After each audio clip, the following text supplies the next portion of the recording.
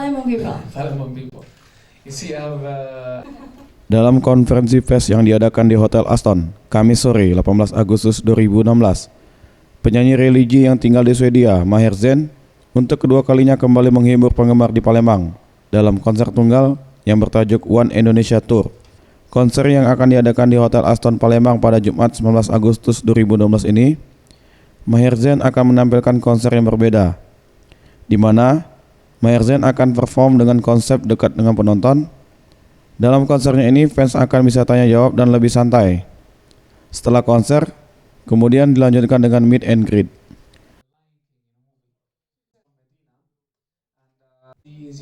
And then interacting with the audience, etc. So it will be half performance and half also interaction. And then we have also at the end meet and greet session, with the audience, and there's like I don't know how many people, but around I don't know how many, but we'll get like signed CD and we'll meet, take pictures, and so it's not like a typical concert, it's more like a showcase.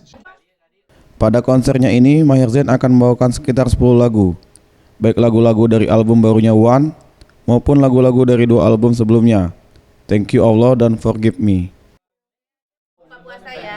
That's where I wanna be, my dreams I make my way to Medina, the home and chosen place of our beloved prophet, where all I feel is peace and so much joy around, no better place for me, yeah.